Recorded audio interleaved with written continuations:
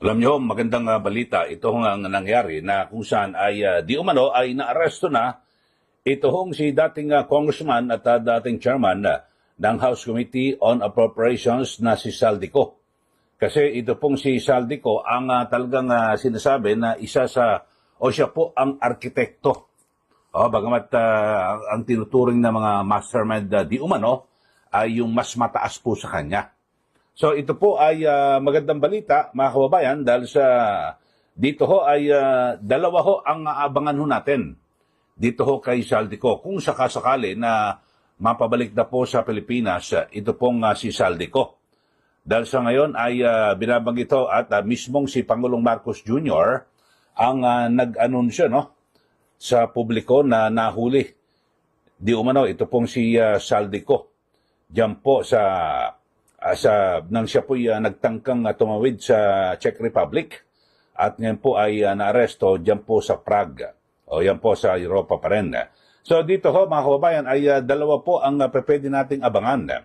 Kung paninindigan ni Saldico yung kanyang mga naunang pahayag at aligasyon laban po kay Pangulong Marcos Jr. at dating House Speaker Martin Romualdez at iba pa ho na mga opisyal ng gobyerno. Ang dami ho kanyang idinawit noong una sa kanyang video na kung saan ay maging lahat to.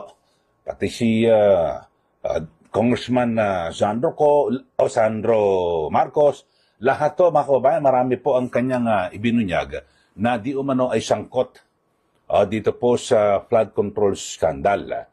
At dito ho ay ang sabi ho, ito alam niyo ho, maganda ho ito. Ako, sa aking pananaw, good news po ito dahil sa muling nabuksan po at muling nabuhay, ito ho nga usapin sa flood control scandal na ito. Kasi, di ba, natatabunan na po ito sa dami ho ng mga nagbunyag na ho, na mga, alimbawa, yung sa 18 ex-marines, hindi ho sila pinansin. Ngayon ho ay mapipilitan na po itong si Senator Ping Lacson na magsagawa po ng investigasyon at ipatawag itong si Saldico kapag nakauwi sa bansa para kung ano ang kanyang sasabihin kung paninindigan o hindi o babaguhin yung kanyang mga naunang pahayag na may kinalaman dito po sa flood control. So yun ho, una, kung paninindigan niya, nako, lagot po ito pong sina Pangulong Marcos Jr., Martin Romualdez, Sandro Marcos at iba pa ho na mga kongresista at politiko dito po sa ating bansa na sinasabing nakidabang sa flood control scandal. Pero kung bigla namang magbabago yung ihip ng hangin at kanyang pabubulaanan, yung kanyang mga nasabi, alam na natin kung ano nangyari.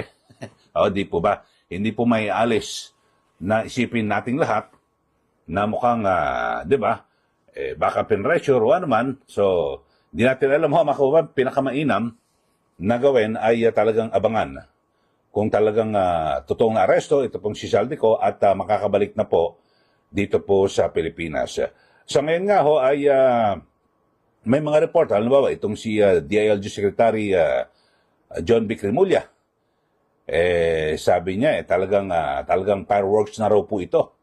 Talagang malaking ho na balita. Putok na balita itong pagka-aresto kay Saldico. Pero, siyempre, ang maganda ho rito, mga kababayan, kung talagang darating at makakauwi, ito pong si Saldico, ay pwede niya pong panumpaan kung ano yung kanyang mga sasabihin dito po. At siyempre, pagbabantaan siya na siya ay magiging liable, o maaaring magkasala dito po sa kasong perjury kung magsisinungaling siya. Ayan ho.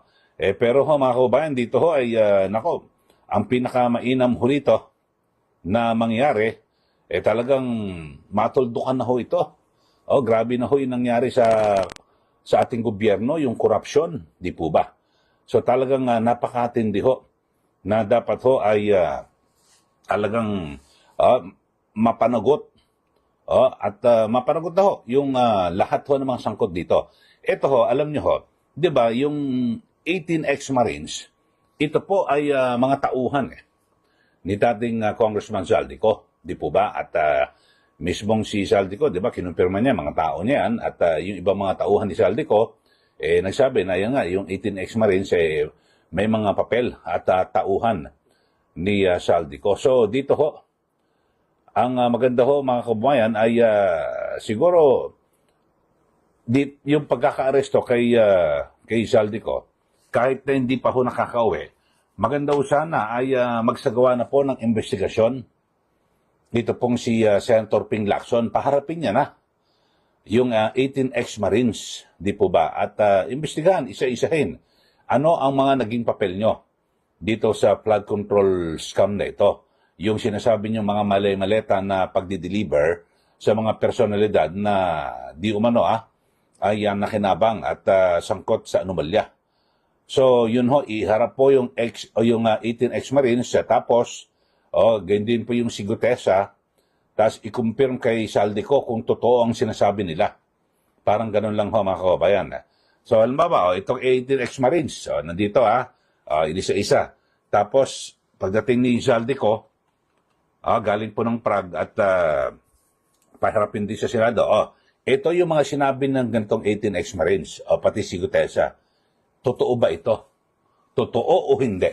Ayun, magkakaalaman, di po ba? So, yun ho, at so magiging mabilis po yung yung pag-iimbestiga at siyempre, higit po sa lahat ay magkakaroon po ng linaw dito po sa isyong ito para matuldukan na ho ito, mga kababayan.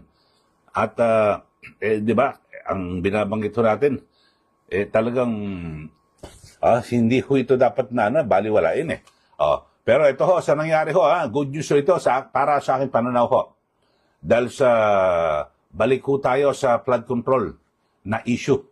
Ang dami ho ng mga iba't ibang mga lumusot ho ng mga balita. Yung una, yung sinasabing di umano, nako, may malubhang sakit si Pangulong Marcos Jr.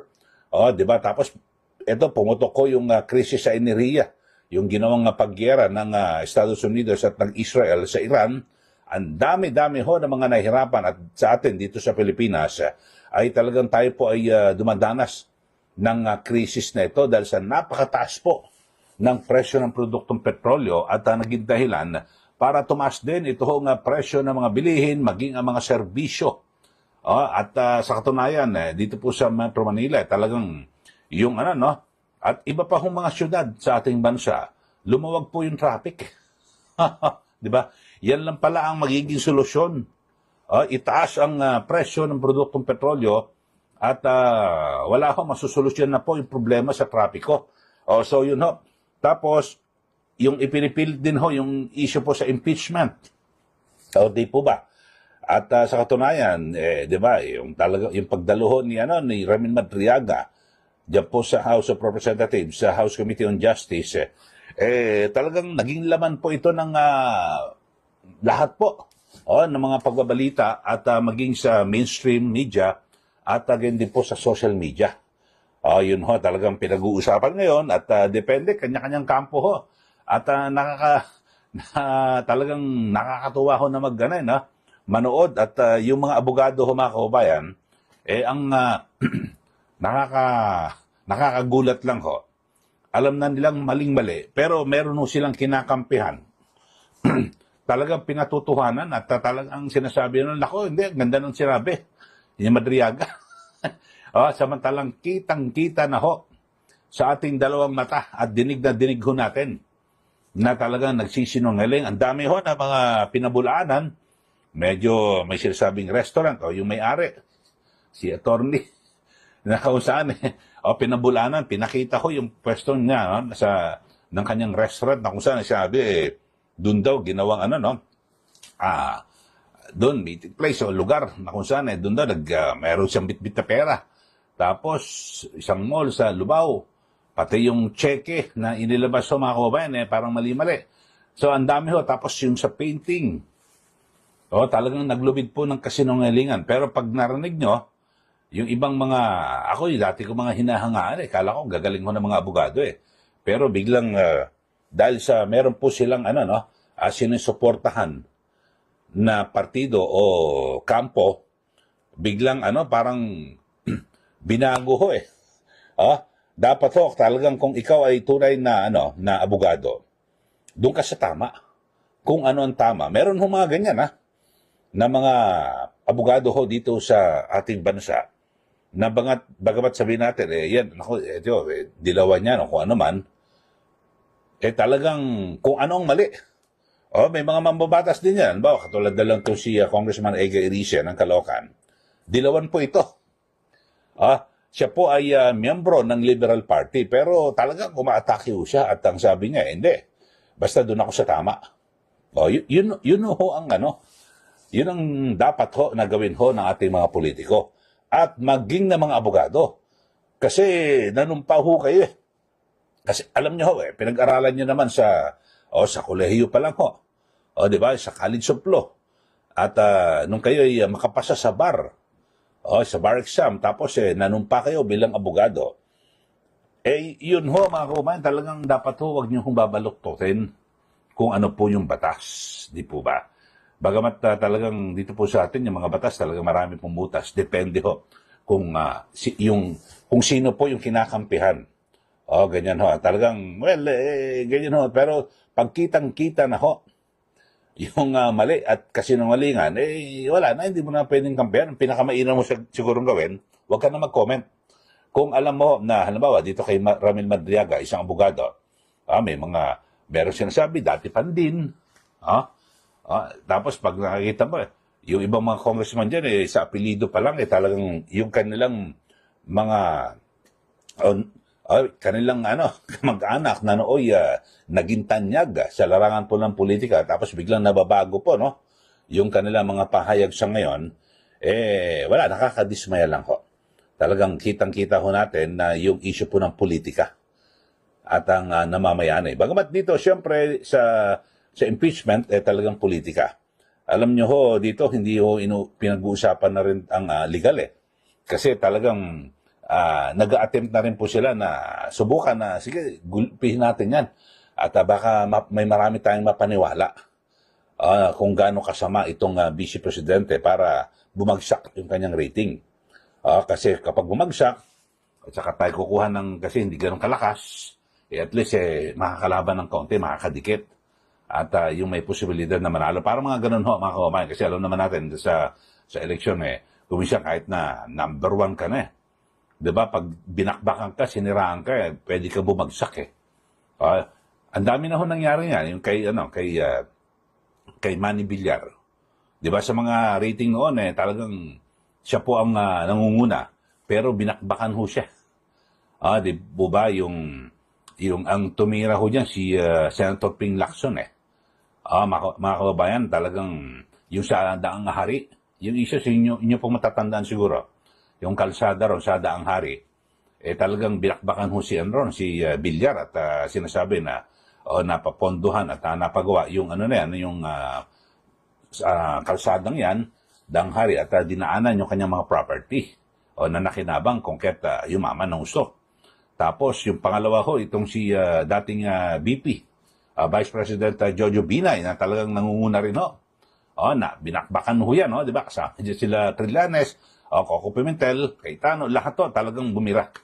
So, number 1 nun sa rating, bumagsak. Di po ba?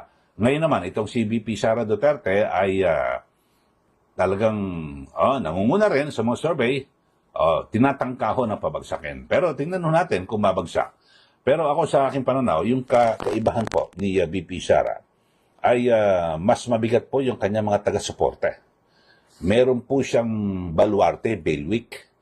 Ito ho yung halos talagang buong-buo yung Mindanao. Di po ba? Kasi si Villar, wala namang ganong kalaki na katulad ng Mindanao. Wala ho Si Binay, wala rin. Makati, hindi pwede panlaban sa ganong eleksyon, di po ba?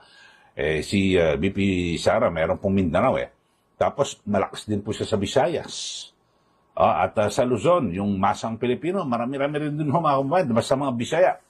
Hindi naman lahat, pero mayorya ho. Marami ho ang sumusuporta. Pero titingnan natin kung ito hong mga ginagawa diyan po sa House of Representatives ay ito po ay makatutulong para mapabagsak yung rating ni VP Sara. At yung susunod nga ho na hearing diyan po sa House Committee on Justice, si dating Senador Antonio Trillanes naman. Alam naman natin kung ano sasabihin niyan. May ano pa ba tayo? May ipagtataka pa ba tayo kung ano mga sasabihin ni Trillanes? Siyempre, lahat po yan. Kung ano mga kasamaan o kalokohan. Di po ba? Pero abangan na natin, tignan pa rin natin kung ano kanya mga sasabihin. Kung ito rin ba magiging dahilan para lalo siyang mawalan ng kredibilidad. Di po ba? Okay, kayo po, ano masasabi niyo rito? Balikan natin, yung pinaka-main topic ko natin, yung pangunahing issue ngayon natin, ay ito hong kay Zaldico. Pagkahuli kay Zaldico, sino ang lagot? BBM o, di ba? Itong si Romualdez o babaliktad? Itong si Zaldico. Sige, magbigay na po kayo ng comment.